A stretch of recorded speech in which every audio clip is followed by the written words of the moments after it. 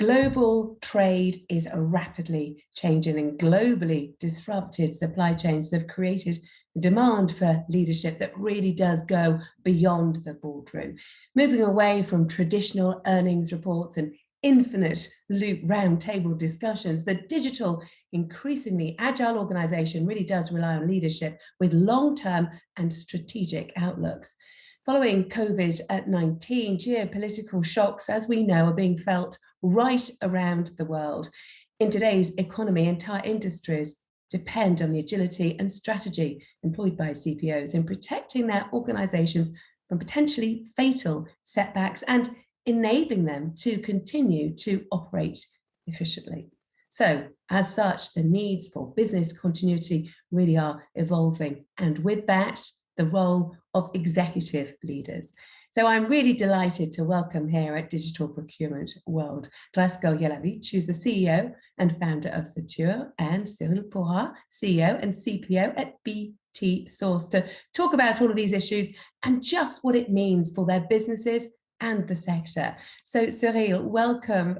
First of all, let's just set the scene, shall we? Just a year ago, there were really high hopes that a lot of the supply chain problems caused by the pandemic would have eased now, but that's not really happened to the extent that was hoped, has it? Just how disruptive have these past 12 months been? Thank you very much. I believe that everyone is absolutely aware of everything which is happening in the world right now, and I believe that every chief procurement officer or every chief supply chain officer, it's basically probably the first thing that they are thinking about when they are waking up in the morning and when they're going at bed in the evening. So it's how we're making sure that your business is not impacted, or actually how you are mitigating all the impacts that you're facing. Because anyway, regardless of what you're doing, you are impacted. And thanks to all the digital ecosystem that we have now and that we are using, we really can be almost on real time, so I will call it near real time, informed and take the right decision when it comes to making sure that our business is not impacted and the business continuity is still there. So huge challenge. I'm glad that we've got all this digital tool that we are using, because I don't know exactly how I will have managed this situation without it. But it's clear that it's top of the agenda, and it's so top of the agenda that we're even preparing our team further with that, because in a couple of weeks, or actually 2 weeks exactly, we will do a huge simulations ready to train even more our team to this kind of event. So we try to really prepare even the future. So reacting to what is happening, using and leveraging our digital tool, and preparing our team as well to what may happen in the future, and working on really disruptive scenarios to again prepare ourselves to face even tougher conditions, because it doesn't seem that the current situation is improving. Yeah, so real agility and action you're showing there, Cyril. Let me bring in Drasko now. What is your take on this? I mean, the events of the past 2 years really have been so fast moving. How is procurement driving an evolution, if not a revolution? Thank you, Susannah. Well, the procurement function and its development has been significantly accelerated in the past 2 years, which is good news for the procurement profession, and it's probably the best timing ever to do it. So the last 15 years were not really favorable for procurement development. If you remember, between 2010 and 2020, we have seen the longest economic growth ever. It was 120 months of the economic growth. And let's face it, procurement was probably not that important. Of course, we had to deliver cost reductions with the digitalization efforts and transformations, but nevertheless, growth was everything. And since early 2020, procurement professionals entered 2 times new normal, and the last new normal is actually not fun. So we see inflation, price increases, shortages at all levels, geopolitical and extreme weather issues. So how is this changing procurement and the way how procurement professionals work every day? It's a more stakeholder engagement needed than ever, and collaboration. because the business needs to be much closer to the market, and also business needs to understand the supply chain issues to be able to finally deliver goods and services to the final customers. So for procurement, it's a great chance to step up in the value chain, not just be a sourcing factory. So currently we see a lot of accelerated digital roadmaps, transformation programs going on, different cost reduction programs in some industry, and sustainability is, of course, a great topic. So actually, shortage and scarcity were always drivers for evolution. In this case, I would even expect and wish to have a procurement revolution. So basically, procurement should finally get that seat at the table. Yeah, it's really interesting you touch on inflation there. I mean, this is such a huge issue facing so many companies around the world. Cyril, I'm going to talk to you about that in a moment. But first of all, I just want to find out what motivated you to found BT Source, which is a standalone procurement company. Are you faced with a completely new set of challenges now, would you say? No, I believe that the transformation that we went through and as well on the digitization that we started in 2019, it's really more like it has been tough, but at the same time, it was really a huge opportunity in this environment to build very strong relationship with our stakeholders. We've got brand new team, we've got brand new tools, we've got this situation that Drasko was just depicting, which is the new normal. And I would say the both together, it's something that really helped us a lot to connect with our stakeholders. So they understood with the creation of BT Source the importance of procurement, and Drasko was mentioning obviously having a seat at the table. So we have a seat at the table. We have even more seat at the table with obviously every challenges that you were just mentioning before. And I would say the combination of these new units, the combination of our digitization, and as well the will on the business side, and then the clear understanding as well on the business side of what kind of value procurement can drive. So it's really, I would say, from time to time, so we are transforming challenges into opportunities. I believe that's still a huge challenges, and we don't see that stopping very soon. But it's a huge opportunity for BT Source. It's a huge opportunities as well to really leverage all the digital tools and all the digital ecosystem that we have implemented within BT Source. So bad times, and we know that some of the events are extremely unfortunate, but huge opportunity for us, and we're leveraging these opportunities, and we are really helping the business. During the course of the summer, so all my category directors have worked with the units really, for example, on inflation, so really providing their insight about inflation, insights as well about risk. We're working with the business continuity manager in the units as well. So it's really, I would say, one of these moments where, back to what Drasko was saying, so yes, we have a seat at the table, and yes, on top of that, thanks to our digital ecosystem and our team, so we've been able to demonstrate that not only we have this seat at the table, but we are extremely valuable partner to the business. Oh, it's really interesting to hear about how all of this is evolving. Drasko, do you see a similar pattern with organizations carving out independent procurement entities? Let me respond to this question from a broader perspective. The organization or an operating model always needs to follow the strategy. So it's easier said than done. We quite often see that's not the case in the practice. So the procurement strategy needs to be developed from the overall business strategy, following the business requirements and the challenges on the group level, local level, project level, any actual level, and it needs to be consolidated in a procurement strategy. And also the procurement strategy needs to be supported by an organizational development strategy. So basically, every organization, procurement organization, needs to have two strategies. The one is the strategy, procurement strategy, addressing the business needs and challenges on the market, and the second one is the way how they want to transform the procurement.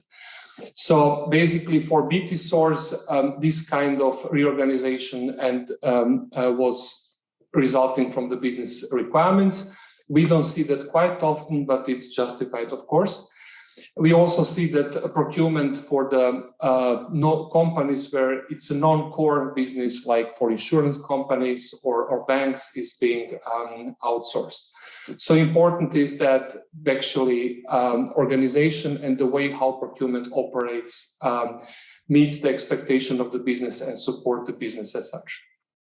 Yeah, let's focus back now with Cyril on inflation, because of course in the months to come, inflationary expectations really do remain strong despite the actions of central banks, and in fact worries about the fact that those actions could tip economies into recession are raising concerns yet again. What do you think this will all mean for your industry in general and essentially the procurement function?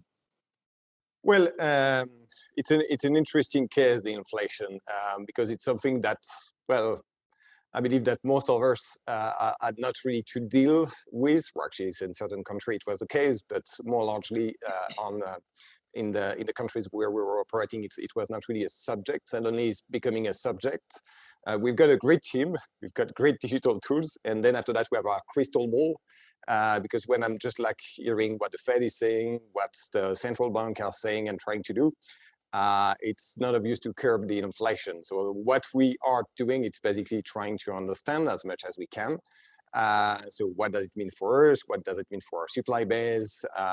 If there's anything that we can really work on, as I mentioned earlier, so I mean that we're working with the business units, trying really to mitigate the impacts. But yeah, so that's the situation where we are in right now. So it's really tough as well, because our team was not used to, for the most part, not used to deal with these kind of challenges. So it's an additional challenges which is coming. So very, very hard to predict if it will come to an end, if it will come to an end soon, if it will last very long. But trying to factor all of that obviously in our forecast for the next fiscal year, trying obviously to mitigate as much as we can currently in this fiscal year. So really, really challenging. And again, so the better you are tooled to understand the world which is surrounding you, so it's basically the better you are equipped to give at least proper guidance, and then to see if there's a lot of variation between what you thought and what the reality is about. Yeah, really tough, challenging times for so many businesses right now. But Drasko, do you see this as an opportunity in some ways? Can companies, do you think, move from being constant firefighters all the time that we've seen to once more take strategic positions? Sure. I mean, we have been digitizing the strategies for more than 10 years. It was really a journey. We are pioneers in that area. And we have never seen so much interest and demand like in the last 2 years. I believe companies finally, procurement organization realized that, and there is an external pressure to that, to make it, that that procurement transformation is not just digital, but it needs to be strategic as well. So this is opportunity not just for Cirtuo, but of course for the whole procurement community. And we believe as there is much more top management attention and much more collaboration with stakeholders, procurement will move up into the value chain. So there will be more cross-functional cooperation, stakeholder management, but also which is needed to proactively address challenges in the business, changes in the business requirement and market challenges with corresponding strategies. So basically the focus of the procurement activities will move away from operational and tactical activities, which are increasingly being digitized, to strategic work in procurement and working with senior stakeholders. Really interesting to hear about all those opportunities, Drasko. So Cyril, how does technology such as Cirtuo help BT Source, for example, overcome challenges in this ever-changing macroeconomic environment that we find ourselves in?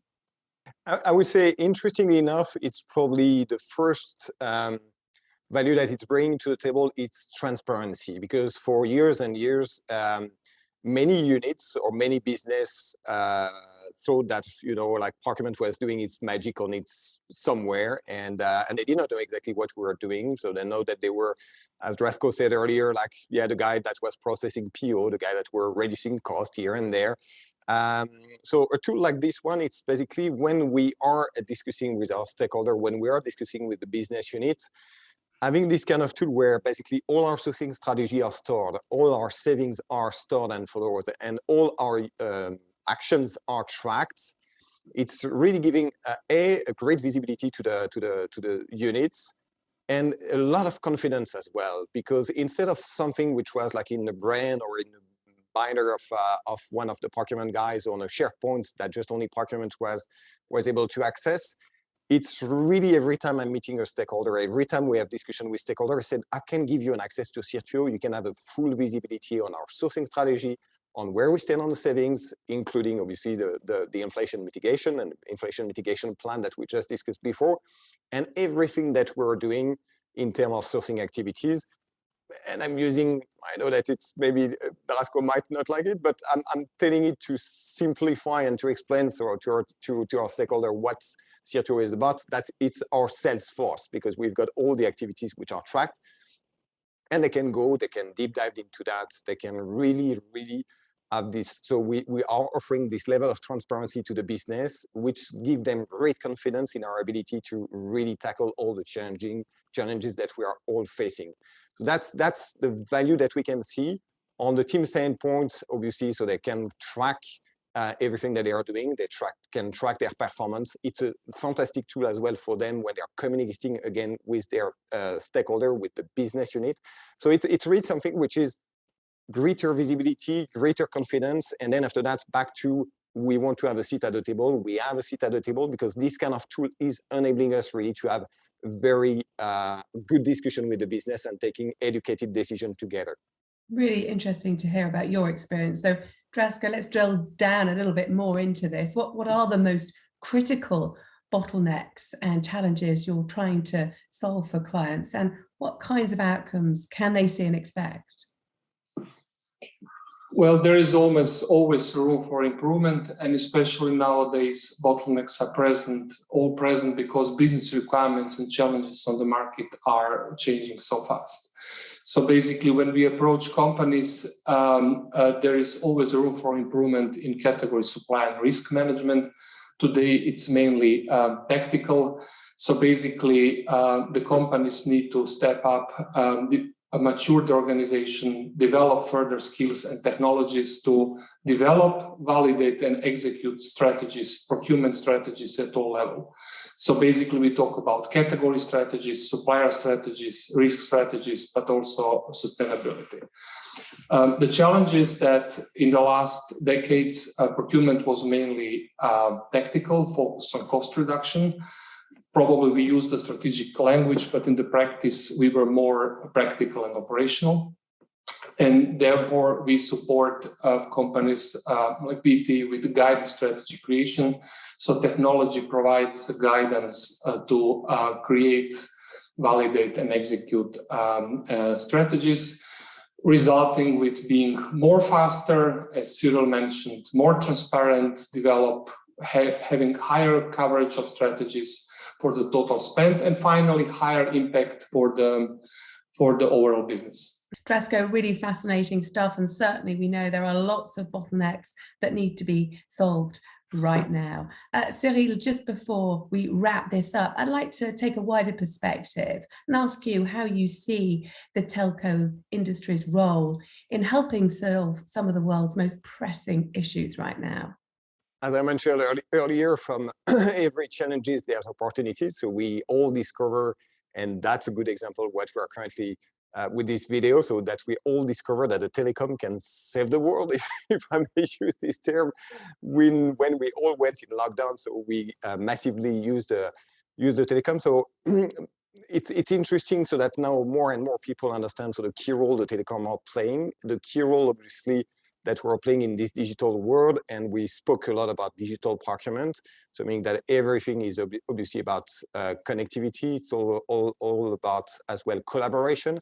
And I believe that's where the telecom is really well, I would say, positioned to help basically the world and our customer to be connected for good, and to really leverage the technology that we are offering to them to really face better, or at least to better adapt to the challenges that they have. So it's really interesting again. So it's a industry which maybe a lot of people were not thinking about, or you've got obviously your mobile phone in your pocket and you're from time to time thinking about Earth, but actually so we're connecting the world and enabling everything that we have just said. So that's, I believe, not a key conclusion, but I believe that's what we can bring to the table. Plenty of opportunities amid all of these challenges. Okay, Drasko, let me get your final thought. How do you see the procurement technology industry developing over the next 5 years? Well, I believe the technology providers are just scratching the surface of what is needed and possible in procurement. So there are over thousands or several thousands of providers of technology, and the development has been amazing, fueled with investments. And I also particularly believe that strategy will become more important, and AI-driven solutions around that, they will emerge. And these products or these technologies are just at the beginning of the product life cycle. So in the past years, we have seen a lot of digitalization efforts around operational and tactical activities, and I believe that's going quite well. But there is, from my perspective, also a need for consolidation of the technologies. There are probably too many. Many of them are just great quality, but it's difficult because some of them are overlapping. So I think and believe that the future of procurement is quite digital. Of course, there will be always a need for humans to support and to provide a value in terms of stakeholder engagement, in terms of validating and delivering and executing the strategy, and of course, in terms of solving complex sourcing events, which cannot be done by automated or by a robot. Okay, Drasko, thank you so much. And Cyril, thank you too. It'd be really interesting to see how some of those cutting edge technologies really have evolved by this time next year. Been great to have you with me. Thank you again. Thank you. Thank you, appreciate it.